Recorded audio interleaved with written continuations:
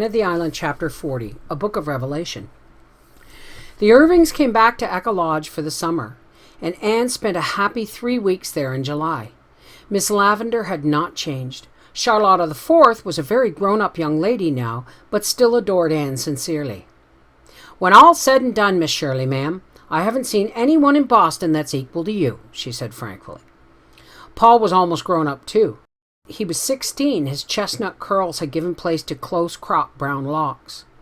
He was more interested in footballs than fairies, but the bond between him and his old teacher still held. Kindred spirits alone do not change with changing years.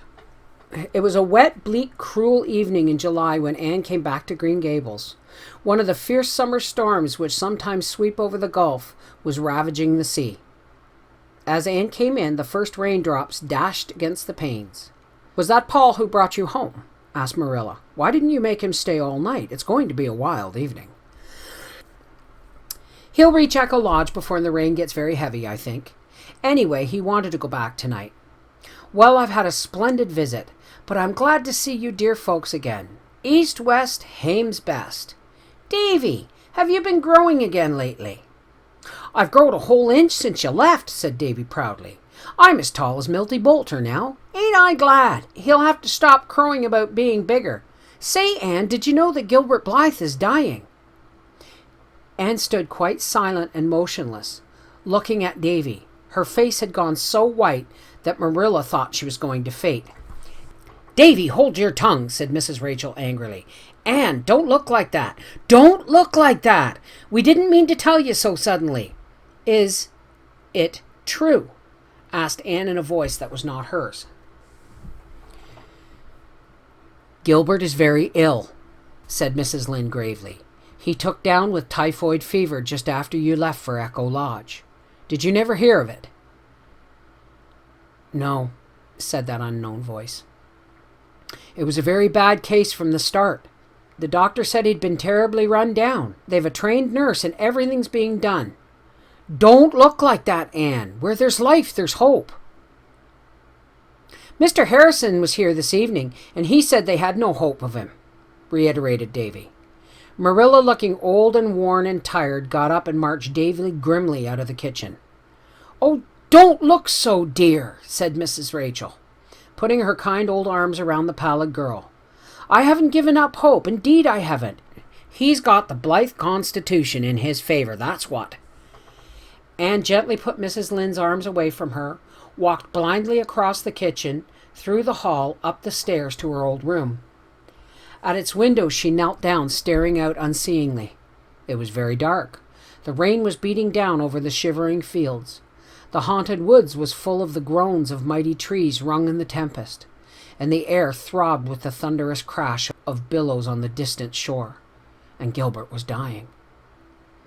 There is a book of Revelation in everyone's life, as there is in the Bible. Anne read hers that bitter night as she kept her agonized vigil through the hours of storm and darkness. She loved Gilbert.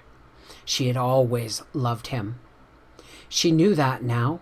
She knew that she could no more cast him out of her life without agony than she could have cut off her right hand and cast it from her. And the knowledge had come too late. Too late even for the bitter solace of being with him at the last. If she had not been so blind, so foolish, she would have had the right to go to him now. But he would never know that she loved him. He would go away from this life thinking that she did not care. Oh, the black years of emptiness stretching before her. She could not live through them. She could not. She cowered down by her window and wished for the first time in her gay young life that she could die too. If Gilbert went away from her without one word or sign or message, she could not live. Nothing was of any value without him. She belonged to him and he to her. In her hour of supreme agony, she had no doubt of that. He did not love Christine Stuart, never had loved Christine Stuart. Oh, what a fool she had been not to realize what the bond was that held her to Gilbert. To think that the flattered fancy she had felt for Roy Gardner had been love, and now she must pay for her folly as for a crime. Mrs. Lynde and Marilla crept to her door before they went to bed. shook their heads doubtfully at each other over the silence, and went away.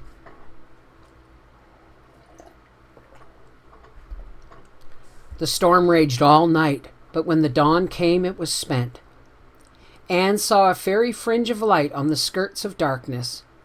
Soon the eastern hilltops had a fire-shot ruby rim.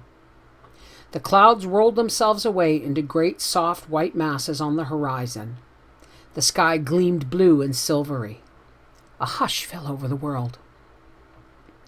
Anne rose from her knees and crept downstairs. The freshness of the rain wind blew against her white face as she went out into the yard and cooled her dry, burning eyes. A merry, rollicking whistle was lilting up the lane. A moment later, Pacific Butte came into sight. Anne's physical strength suddenly failed her. If she had not clutched at a low willow bough, she would have fallen. Pacific was George Fletcher's hired man, and George Fletcher lived next door to the Blythes. Mrs. Fletcher was Gilbert's aunt. Pacific would know if Pacific would know what there was to be known. Pacific strode sturdily along the lane whistling. He did not see Anne. She made 3 futile attempts to call him. He was almost past before she succeeded in making her quivering lips call. "Pacific!" Pacific turned with a grin and a cheerful good morning. "Pacific," said Anne faintly, "did you come from George Fletcher's this morning?" "Sure," said Pacific amiably. "I got the word last night that my father, he was sick. It was so stormy that I couldn't go then, so I start very early this morning. I go through the woods for shortcut." "Did you hear how Gilbert Blythe was this morning?" Anne's desperation drove her to the question. Even the worst would be more endurable than this hideous suspense. "He's better," said Pacifique. "He got the turn last night. The doctor says he'll be all right now this soon while. Had close shave, though. That boy, he'd just kill himself at college. Well, I must hurry. The old man, he'll be in a hurry to see me." Pacifique resumed his walk and his whistle. Anne gazed after him with eyes where joy was driving out the strained anguish of the night. He was a very lank, very rugged, very homely youth, but in her sight he was as beautiful as those who bring good tidings on the mountains.